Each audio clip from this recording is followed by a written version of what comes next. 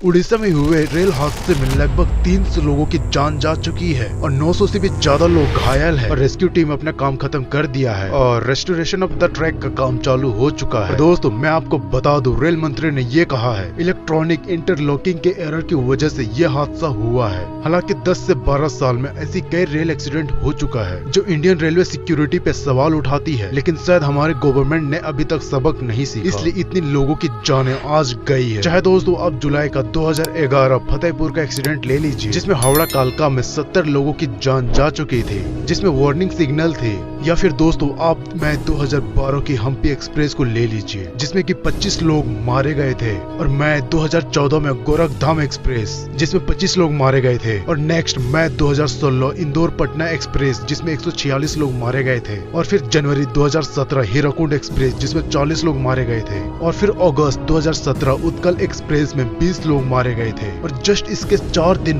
बाद कैफियत एक्सप्रेस, इसमें मौत तो नहीं बल्कि 70 लोगों से भी ज्यादा इंजर्ड हो चुके थे। और इसी के साथ दोस्तों रेलवे मिनिस्टर सुरेश प्रभु ने रिजाइन भी किया था। हाँ, आपको बता दूं वो एक जमाना था जहाँ पे रेल मंत्री रिजाइन भी किया करते थे, मॉरल रिस्पॉन्सिबिलिटीज लिया करते थे। इसलिए दोस्तों इंडिया में बोला जाता है रेजिग्नेशन देना एक कमजोरी है, और काफी बहस हुई है। नए सिक्योरिटी मेजर्स की बात काफी दिनों से चल रही है और ये बात आपने न्यूज में काफी बार सुना होगा और देखा भी होगा, लेकिन आज के इस वीडियो में हम जानने की ये कोशिश करेंगे कि यहाँ पे एक नहीं, दो नहीं बल्कि 3 दुर्घटना एक के बाद हुई है, और इस एक्सीडेंट को टेक्निकल ग्लिच माना जा सकता है या फिर सिक्योरिटी लैप्स माना जा सकता है, या फिर दोस्तों एक लापरवाही कि हमारे जो पॉलिटिकल क्लास है और एक पॉलिटिकल विल उसको सिक्योरिटी की परवाही नहीं। जैसे कि दोस्तों नई ट्रेन लॉन्च करने में उतना समय नहीं लगता है, शायद जाने उतनी इम्पोर्टेंस नहीं हो, इसलिए सिक्योरिटी को फर्स्ट प्रायोरिटी नहीं दी जाती। तो आपको समझाता हूँ कैसे। उड़ीसा के बालासोर डिस्ट्रिक्ट में बहानागढ़ बाजार स्टेशन से कुछ पहले ये एक्सट्रीम लेवल वाला घटना घटी।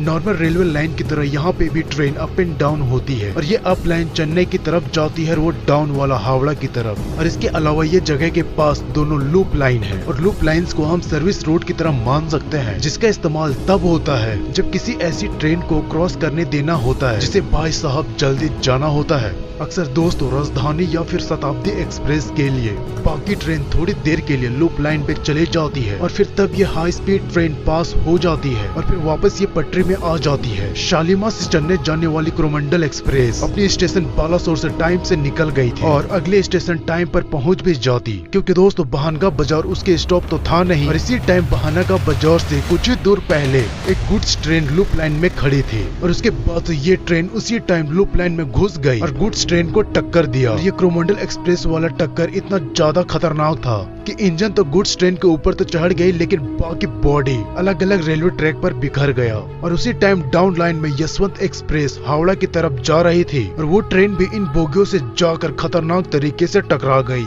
यानी दोस्तों डिरेल हो गई। और आपको बता दूं 2017-18 में रेलवे बजट में सेफ्टी फंड राष्ट्रीय रेल संरक्षा कोष या RRS के लाया गया था, जिसका कॉर्पस 1 लाख करोड़ था, और जिसको सेटअप किया गया था कई सेफ्टी वर्क्स के लिए। क्योंकि दोस्तों आप जैसे कि जानते हैं हमारे इंडियन रेलवेज में कई एक्सीडेंट होते आए हैं और वो कभी रुके नहीं हैं। और आपको बता दूं इसके सबसे पहला प्रायोरिटी है रेलवे स्ट्राइक और रेलवे क्रॉसिंग को ठीक करना, and second priority modernise engine यानी कि दोस्तों इंजन को इम्प्रूव करना, और थर्ड प्रायोरिटी थी क्रू मेंबर को अच्छे से ट्रेन करना। खैर दोस्तों अब आते उस मुद्दे पे जो इतना डिबेट हो रहा है, क्या ये करीबन 300 जानें बचाई जा सकती थी या फिर कोई लापरवाही है इंडियन गवर्नमेंट की। दोस्तों आपको बता दो 2012 में इंडियन रेलवेज के अंदर एक एडवांस ऑटोमेटिक प्रोटेक्शन सिस्टम तैयार किया गया था जिसका नाम दिया गया था भारत का कवच, और रेलवे मिनिस्टर एसनवी वैष्णव के अकॉर्डिंग ये कवच सेफ्टी इंटीग्रिटी लेवल 4 से सेटिस्फाइड है, जिसका मतलब है कवच लगाने से दुर्घटना होने की प्रोबेबिलिटी 1 in 10,000 हो जाती है। दोस्तों ये इतना एडवांस सिक्योरिटी सिस्टम है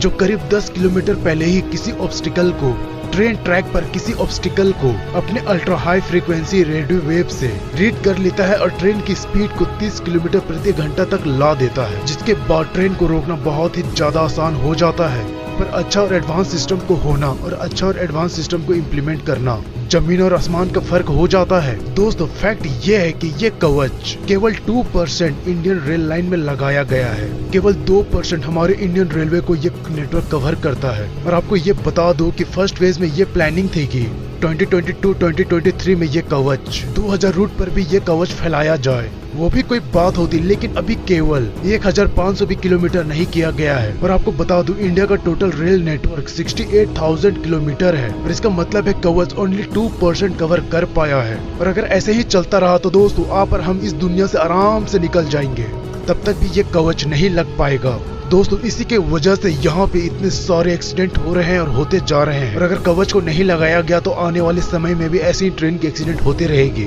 खैर दोस्तों, अगर आप सभी को वीडियो अगर इन्फॉर्मेटिव लगी हो तो इस चैनल को लाइक शेयर सब्सक्राइब जरूर कर लीजिएगा और कमेंट में जय श्री राम जरूर लिखिएगा। तब तक के लिए बाय दोस्तों, मिलते हैं अगली वीडियो में। जय हिंद।